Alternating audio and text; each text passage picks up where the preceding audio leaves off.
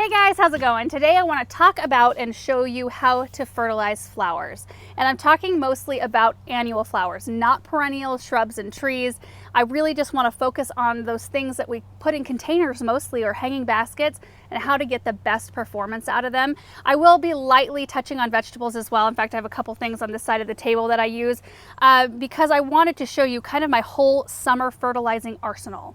Like, these are the products that I'm using throughout the summer season in particular to keep my stuff really happy and healthy. And this video comes by popular request. I've just noticed recently a huge amount of questions coming through about what we use, how often we use it, what works the best.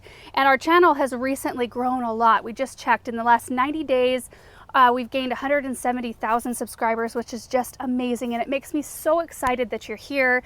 It makes me excited that you're into gardening and you're interested in it. And I really want those of you, especially who are beginners, to be very successful. I want all of you to be successful, but for those of you veteran watchers of our videos, I've showed these things a lot of times. In fact, we have videos on fertilizing all kinds of different things, and we will link those videos down below if you want to dive a little bit further into it, like how I do fertilize perennials and shrubs and things like that, which I'm not going to touch on today. So first off, the stuff I have on this table, I do have a watering can. This is a 3-gallon watering can from Gardener Supply. This was a little bit of a game changer for me when I was still fertilizing all of our stuff with a watering can. And we have had to increase the size of our watering can to a big tank that we pull behind our truck because we have so many containers and annuals planted around our property that it just was becoming, it was taking me 4 hours to fertilize every week, and that's too much time. But when I didn't have that many and I just had a reasonable amount of containers, this helped me out so much because I didn't have to refill all the time with my little 1 or 1.5 gallon container. So anyway, I just wanted to show you that this has been helpful. This side of the table, I have all organic products. These are all Espoma products, which you guys know I use a lot of around our property. And I know it's important to a lot of you guys to stay 100% organic, whether or not you're growing edibles or flowers, and that's totally great. But there are a couple of really good synthetics that I use on mostly just containerized flowers or flowers that I planted in the ground, because to me, like, I get really good results from this. And if they're flowers and I'm not eating them, it doesn't make as much difference to me. Anything that's edible, I use organics on. So now I want to go just through each one of these things and talk about what they are, what I use them for, and how often I use them. So this one right here is a continuous release plant food from Proven Winners. It's something that I add into the soil right before I plant my summer blooming annuals.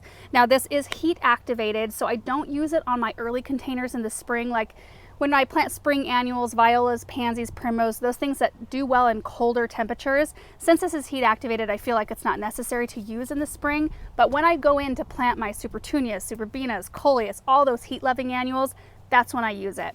And it slowly feeds for 6 to 8 weeks. And even though I come in and I start using the water soluble fertilizer once a week immediately after I plant, I like to have this one on board, because if there's a week I forget or if I run out of time, then I at least know there's something in that soil. And these flowers that are in containers and hanging baskets especially, they are completely dependent on us to give them the food they need.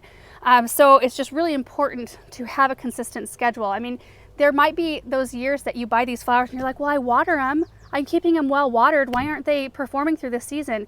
Well, if you're not giving them consistent food, they just won't perform the way you want them, or they won't perform as well. It's kind of like an Olympic athlete. You know, they have to fuel their bodies in order to get their bodies to do what they want. It's kind of the same thing with flowers. You have to fuel them to get them to perform.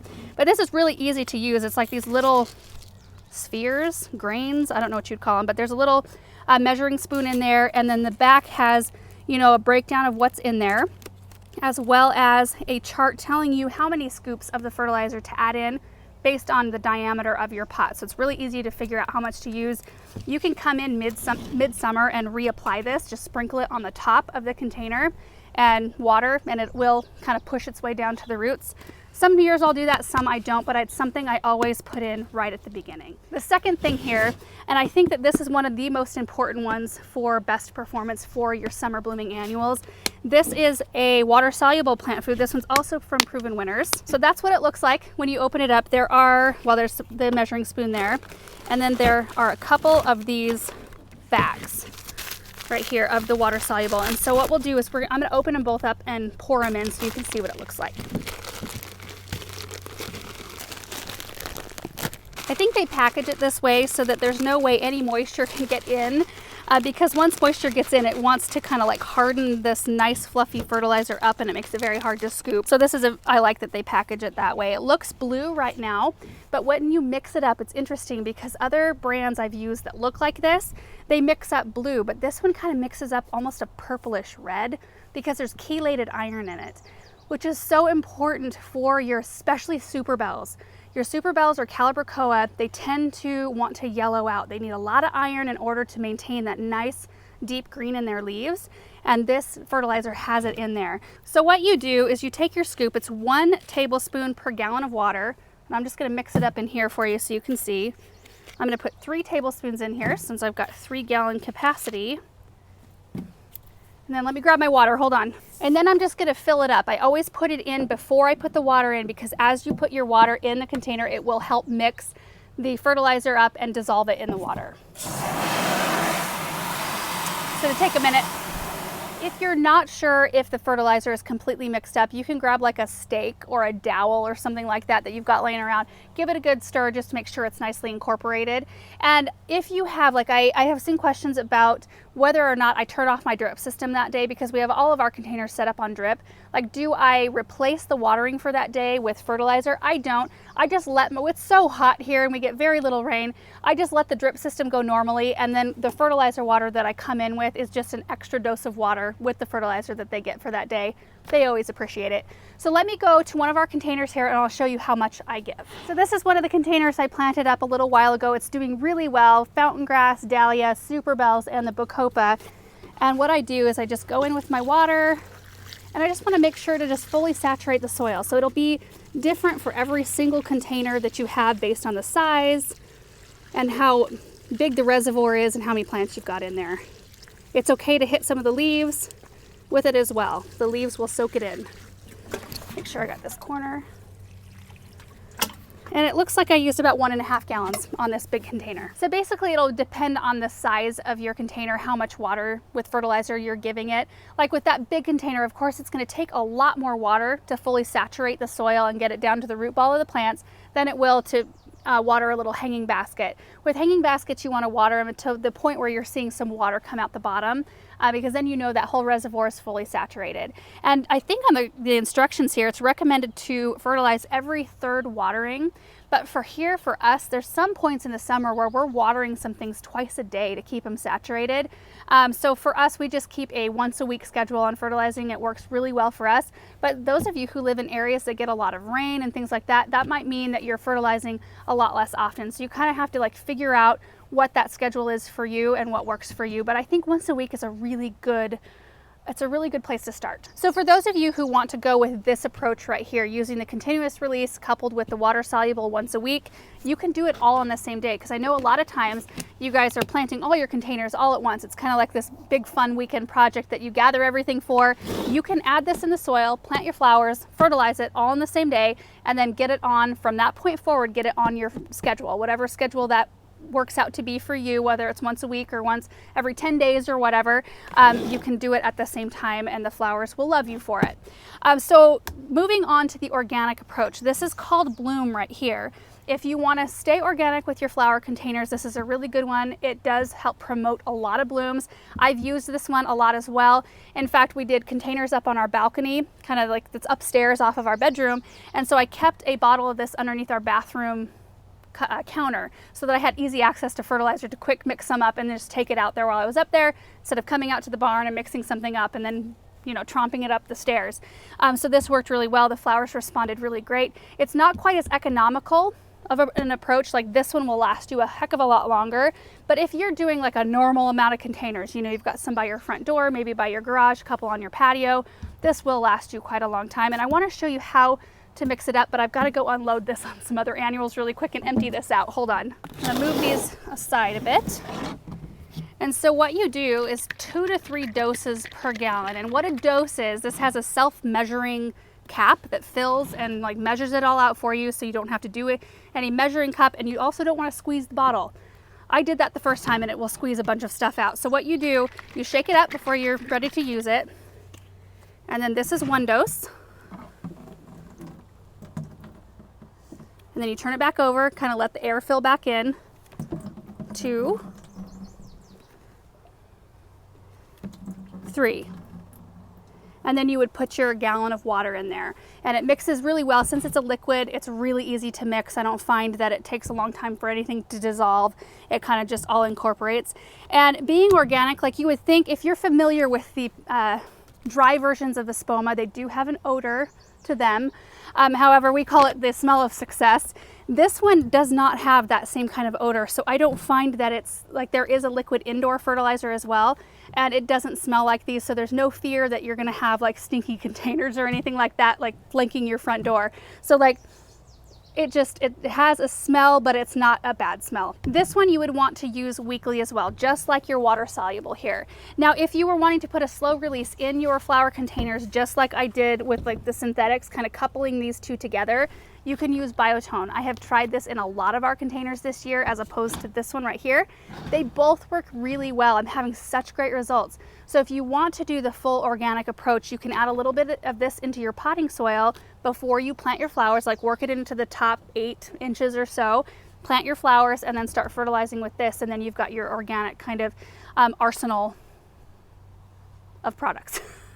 In case I didn't say the name of it, this is Biotone Starter Plus Fertilizer, which if you've watched any of our videos, you'll see this bag in pretty much every single video because I use it for everything. I use it whenever I'm planting flowers now, perennials, shrubs, trees, vegetables. When I'm preparing new areas, I use this. It has mycorrhizae in it, which help bulk up a root system and establish a plant really fast. In fact, we did a video, was it last year? We did a video where we broke down Biotone fertilizer. Like I got with a spoma, I got with the company, and I had them explain all the things to me, and like in terms I could understand, and tell me like how does this benefit the plant. So we put together a video for you guys so you could learn a little bit more about it. I learned a ton. We will link that video down below, but if I was going to recommend one fertilizer for you to buy, this is the one I would say to get, because it's worked so well for us. It's stinky, but you get used to it, and it works so well. And that kind of brings me to my vegetable garden fertilizing. So essentially, you kind of got like the annual flowers, synthetic approach here, great results. This is your organic approach here. They both work really well. And then for vegetable gardening, I always work Biotone. I need to move to the right part of the table. I always use Biotone when I'm working up my raised beds, because raised beds are essentially like giant containers that you've raised up off the ground. And while the roots of the plants can still go down and tap into native soil, because mine goes straight down into soil, there's no landscape fabric or anything underneath, they typically don't root that deeply in the soil. So they are a little bit subject to me to get the nutrients they need again, just like my flowers and containers. So every time I get ready to plant something new at the beginning of the season, I added in compost and Biotone. I work it into the soil, then I plant my crop. And then I do that again. Like right now I'm getting ready to harvest cabbage, and I've been harvesting and pulling out broccoli plants. A lot of our greens are starting to bolt because it's getting hotter, so I'll be removing those. When I go in to prepare for something new, I've got peppers waiting to go in and eggplant. I will be adding more of this in. And then what I do later on in the season, I don't use this one typically like as a secondary fertilizer. This is just my starter. I'll go in, this is the one I use the most of. This is called Garden Tone right here, and I side dress my vegetables at least once, usually maybe twice if they're a heavier feeder or if they're meant to last all season. Like tomatoes, you could use this. This is a specific tomato fertilizer, specifically formulated for tomatoes. You could use that, or you could use Garden Tone. So if you wanted to buy just one fertilizer for your vegetable garden for the whole season, Garden Tone's a really good one. But alliums, like your garlic, your onions, they're really heavy feeders, so they really benefit from being side dressed like 2 times at least during the season to help them bulk up and create really nice bulbs. But most everything else you can side dress once during the season. It's a slow release fertilizer, so it lasts a long time, and that's just what I do. This is like my 2-prong approach right here. Starter fertilizer, side dress once or twice, super easy. And I can take you into our vegetable garden and show you quick how I side dress my onions. So these are my Walla Walla onions right here. I've got a bunch of them in this raised bed. They're doing really well. So to side dress them, what I do, you can use like a scoop if you want to, or your hand. I just can't get as much in my hand. If I get a handful and I just go in between the rows here and I just side dress like this and just kind of work it into the soil. We have a drip system set up so the water will push it down to the roots of the plants, And I just continue doing that. Oh man, they smell good. They smell good while I'm kind of like roughing up the leaves. And so I'll just do that in this whole area, gives them a little extra boost. So that's pretty much it. Like, I have the tomato tone on hand, so I'll be using that on my tomatoes, and you could use this on other things as well. It's a really good fertilizer, but if you wanted just to get one like broad spectrum fertilizer for your vegetable garden, Garden Tone's a really good one. And that's like, this is it. This is all the stuff I use during the growing season. I don't use anything else, and they all work really well. So most of this stuff, like, we'll link it all down below if you want to do a little bit more research. Most of it you could order online. Definitely check your local garden centers first. Like, my parents' garden center has carried Espoma products for as long as I can remember, and that's why I love to use them. My parents used them, and I used them in their garden when I was growing up. And then this right here, the Proven Winner stuff, may be a little bit harder to find. Typically garden centers that have a lot of Proven Winners flowers will carry this, but they are available online, so we'll link those as well. So anyway, I hope this video was helpful to you guys, just to kind of understand how we treat our flowers around here. We've been slowly honing the process through the years, and I feel like we'll continue to do that, and we'll continue to update this sort of information to let you know if we have learned anything new or found a better process and all those sorts of things. So anyway, thanks so much for watching this video. I hope you're having a great day, and we will see you in the next one.